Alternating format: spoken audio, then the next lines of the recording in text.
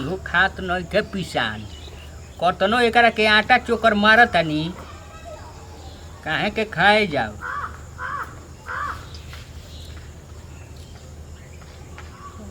मैं ढेलिया गई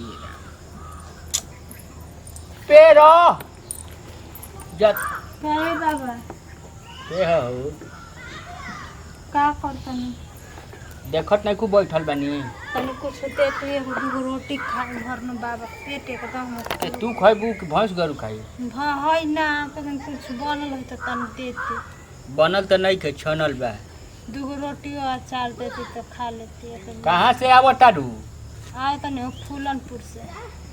फूललपुर से हाँ उ फूललपुर कौन ना सोझा बा हो और फूलनपुर नहीं क्या गाँव के पीछा बा ओइ जे ले आओ तनी तो लो हो ये तो बा आटा। हाँ ये बाबू ई का कर में बाबा यहाँ अरे तो बढ़िया आटा हो तो ई गाय भैंस के खियावे काहे खातिर गाय भैंस के खियावल जाला हुनकरा के चिन्ही ना केकरा के काची तो नाम है जगजीवन के जगजीवन के। हाँ अच्छा उ खेलवाड़िया के लइकवा ह का हो हाँ हाँ हाँ के खिलाड़ी है उनकर माई की खिलाड़ी है ना। हाँ चिन्ही ना चिन्ह तनी का समाचार कुछ नहीं तरी पूछत रहे एक दिन तो तू कैसे चिन्ह तनी हमार गाँव दे उनकर घर केने भाई बाबा कहले रहन कि हमार गाँव में ये तारा का हम रोटी दे रोटी दे। हाँ होने गोरानी मांगे न तो ये ना मिलत रहे तो कहता काहे बहनी काहे ने घूमत वही हमारी गाँव दे तारा के ढेर दे हम तो होइसन जवान छोकरा से तारा कैसे संपर्क हो गइल हो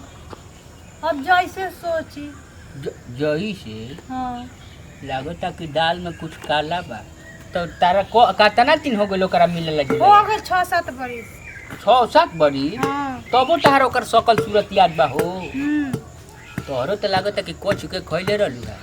तनी बताई बाबूजी अरे हवे बाटे एथिया के पीछावा के गड़ावा के अच्छा जा तनी यही तरह नाक के सोझा जई ह आ सुनो हो ए बाबूजी उ ठीक ठाक बाड़ा न ठीक ठाक हाँ का कहलवा कि 7 बरिस ले तारा संपर्क बना हाँ तो ओकर तो बियाह शादी हो गइल बा का तो ओकरा माने साली ओली तार माने नानू लागेलू ना हम तो साली उनकर मांगिए सब पूछम तो मैंने हम अपन मांगी ना ई तरी मांग के अपन 4-5 बजे ला तो चल ली ना अपन गाँव में पैदल तिरकटे तरी खेते खेते चल जाई ना जा ओकर तो हाले के बियाह भो रहला लगले ओकर का काला गोद भराई के रसम पूरा भइल है का कनी बियाह वाला को भराई के रसम पूरा कहतनी जान बानी बाबा हां उ हमार से न 6 वर्ष पहले हमार से बियाह करे रहन मंदिर में आ कहले रहन कि हम तरह के लिया के चलो घरे आ हमारा के हटते उ बियाह कर लेलनी तो होइए न के सकत मानिए न के सकत उनकर बियाह भइल बा तो तारा संग घोर अपमान हो गइल हो।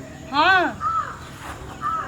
तो जा जइबू यही तरह यही भेष में जइबू नु हां तो छाछे पे बरारी धरा जाए जा ओकर मेहरारू तब दुआरी पे बैठल होई ओकर हां उ कुल जान तरु एक बदकुचन करत रहली सब हनी तो जानिए जे ने ऐसे करे भेष धइ के हम चलल बनी रो कहम ठीक न जा हमरा का बा हां हम तो सोचता नहीं कि उनकर मुंह करिखा हो को हाँ जब ऐसन करम कइले रहल त शादी का कइला के जरूरी रहल रे देखी मने अब कोई करी हमार से बियाह वो जाए तो केहू ना करी त जातनी हम यही घर ठीक न जा जातनी उनकर तब हम वही में वही लड़के वही घर में ना रह गनी न तुम करो फिर याद आ जाए जा जा ओकरो मेहरारू कांवरावत दिया काने कौन को मुंह देख पानी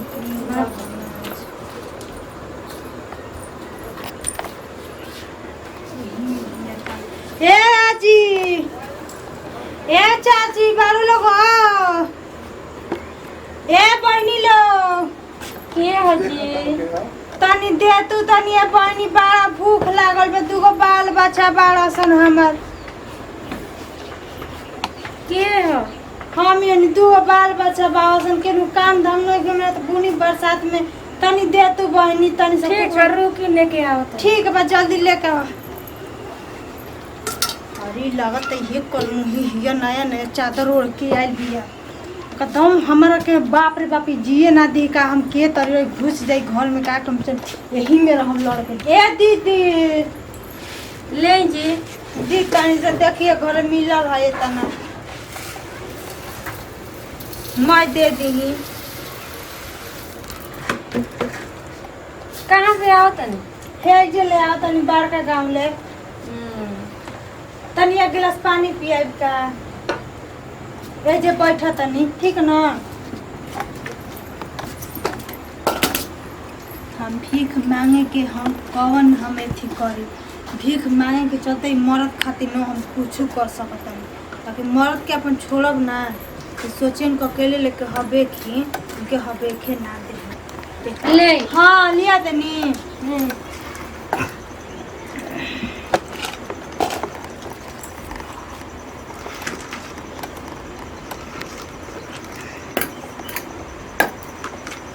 दिन का चल है का? हाँ घाम हो गल है निया आवे में।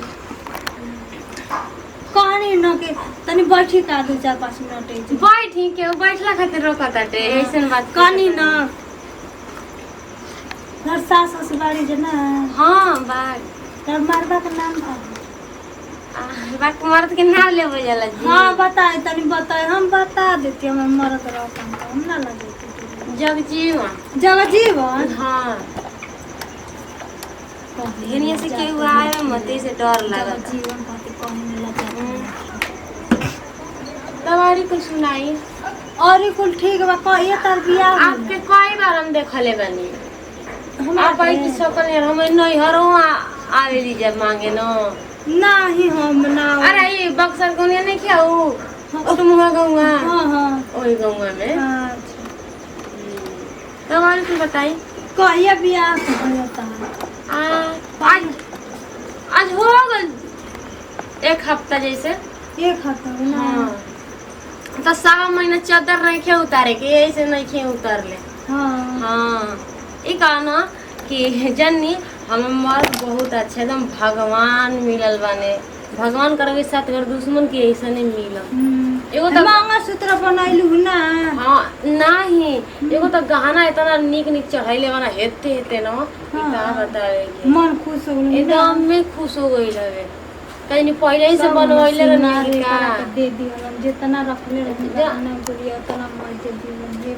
अबे देखो ना हे जब बैठ तो एकदम अपनी में ना रह सांस पारन कुल टांग लेबो। हाँ तब का तनी बोलाई तू। अरे सुतल बानी तनी बोलाई तू भयो ले 10-5 मांग ली हती न। बापू ना देना के उसे जाय दी का बड़ा अच्छा हनी जीव के तनी बोलाई। अरे जे दुआरी पा के बैठल हई के काजी ये मंगनी है तो देनी है पानी वाली दे तनी पियाओ तनी। हां कनी न के तनी एगो बतासा हो त लिया देती बा मन का त मीठा खाए के। जा होले त दुआरी पर आदमी आवेला कुछ खाए के मन कर तो दे तनी दिया एगो बतासा लिया देती। जा ले ले आओ ए पनिया ले ले जाता रही तो अच्छा जा। काजी बियाह कलनी हमारा के छोड़ हई के। कौन थाना उठा लिहलो हमारा के छोड़ के बियाह कलनी रौरा कैसे कर सकनी। हमरा की ना उतरेगी रौरा बियाह कलम छोड़ के। पागल होता बताइबू तो जन हस्त का कहियो छ देखो ए हमर माय साग रौरा बुता देली माय हमर माटी में जिंदगी मिला अरे दे। मत छोड़ तोरा के छोड़ थोड़े बानी फिर आई तो हम ना जानते रहे कि हमारा के रौरा ऐसे करब। पागल हो का कहतन कि फिर आई तो अभी पता नहीं दिन में हम पकड़े कैसे लगलू रह सके ना दुगो पर। घर वाला के उन जानते ना रह सकी हम मंदिरों में ता सब ये कर रही रौरा तो जानत रही ना। हम जानत रहनी नु रौरा जानत रही तो रौरा लिया आवे के चाहत रहे ना। रौरा से जिंदगी जाई कि घर वाला से हमें जिंदगी जाई बताए। तो अभी छोड़ले कहाँ बानी चलो जाए तो मान लग घर वाला आओ ना जाए भला होने फंस। आ ये का करतनी ये के ह हम क्या? कुल बात सुननी है। का सुनलू हो हटी का सुनलू हो का सुनलू हैं तब इनसे बियाह कर रहे हमसे काहे के बियाह कइनी है। तू एकदम पगला गेलू का पगला गइलू ई कैसे पूछो त हम कुछ हम बतासा बियाह कइनी है कि हम पर्दा के पीछे सुनत रहनी है। बस दहेज खातिर मुंह मौले रहनी है क्यों को जिंदगी ना बर्बाद कर लेला। दहेज कौन तहरा से मंगल रहनी हां तब ये खान कोई नहीं देखी तो ये झूठा ही रो तड़ी हां अपने के चलते भीख न मांगत हो यहां का भाई जी बोली हम कुल सुने बोली डराई मत बोली क्या बोली तुझे घरे हम ना जाई घरे क्योंकि बेटी से मजाक ना कर जाला सबके उखे पता ही बटे। तो मजाक कहां कर बनी हम मंदिर में बियाह कइले बन हमसे देखौटी बियाह कइनी हां बोली जी देखी ताई कितना रोतड़ी चुप हो ए मत रोई हे चुप हो खाना ये इतना रोई तो हम छोड़ के चल जाए तो इनके चुप करे वो तू तब इनके के मुंह से तड़ू चुप करा के तो चुप हो है चुप हो नहीं जानते चुप हो हमारे चलते इनका जिंदगी बर्बाद हो गई। तू शादी करे नहीं तो काहे कैसन कइनी हां के जिंदगी ना बर्बाद कर जाला।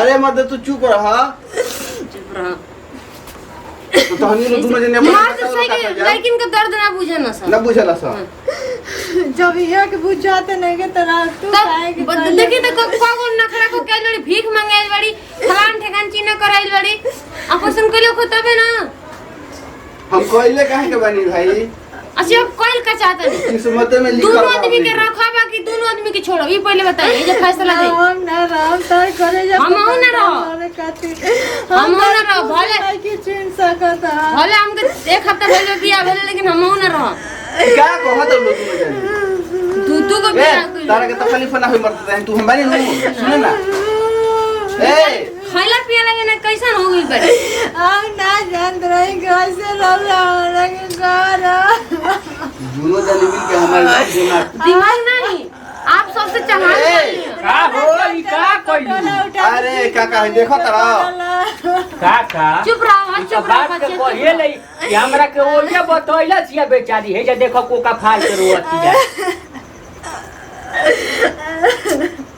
ए समझे समझाला के बाद में बात ए चुप रहो का समझे ए भीख मांगी चुप हो जाएंगे ए भीख मांगी देखा ता काका अरे तो पहले ही से रहले तो हो काहे के लिए है माई रे इज्जत से बात करो इज्जत से समाज में पंचायत पंचायत चुनाई लाठी तारा पूरा बता दे हम ला लाख रुपया करवाए बनू खातिर कहले रहनी ना हम राखो बाबा और बताओ मंदिर में बियाह कहले रहनी हते चुके रहने अरे के बचिया नहीं रहे अच्छा बालो बच्चा जान हो छाना जान रहे अरे बालो तो हते बच्चा चुके बा रहने तो कहां से जाते रहने खाली बियाह कहले ने कहत रहे सियान हो जब तो के लिए आइ घर अरे हते चुके पके के कनिया कनिया खेलत रहनी जा तले में एगो बावन के लइका रहे कि पंडित जी के आकारा धले बिया उहे हाल कर बनी दो नहीं पहचानना समझ तो हम जाइए जानते ना रहनी ठीक बा ना जानत रहला त आई कुंवर का चलाई के ध्यान कलर नु ठीक बा हमार नजर से अब गिर गई ना जैसे अच्छा बियाह तू ही बताओ कि जौन अगर बुद्धि ना रही वो बोले तुम क्या करी बुद्धि ना रही त मोर उठी पे खन दो हां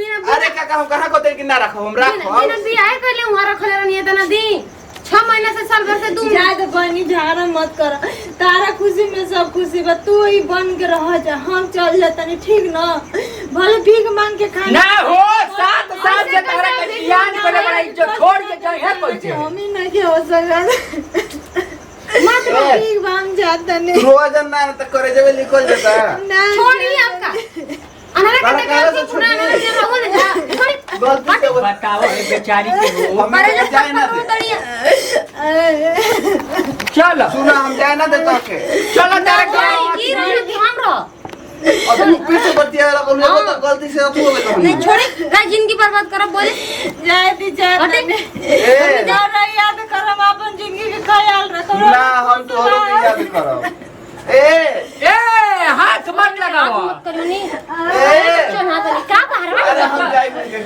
समझावल या जे अपने बता के ना तो कहत नु हां पे चढ़ा दे हम मैं आदमी है हमके जान नहीं कि हम क्यों नहीं घर से बिलोंग करी ना ठीक ना बताओ ये तो बस हम लिहाज कर देनी घर का पाप करा देलु नु पाप आज ले फोन कमा ले रहनी है बचपन में कनिया कनिया खेले में अथु में बियाह हो गई हमके तो पता ना बचपन के रहे बाद बचपन में भुला जाला ये ना तो 2 साल अलग हो गए रही हमके खुद पता ना रहल कि कहां गाड़ी कहां उगाड़ी बिना जोते आ गई लिया लेकिन उनका याद रहल हमरो सूता पर उतर गेली याद होइल देखनी है तो एक बार के जानकारी भइल हो अबे हम जाते ए हैं उनका ना के रख ले जा उनका के रख ले जी तो हम पहले नहर चल जाए ठीक ना कहना पहले ही बता के बियाह कइनी जा लो जौन कर तो ठीक है बा हम तो नहीं करे करो तब न कर बनी और हमारे बुझाते नहीं कि वो नाई पर चढ़ी कि ए नाई पर चढ़ी बीच में तो दोनों ओर से चक्कर बटा मारी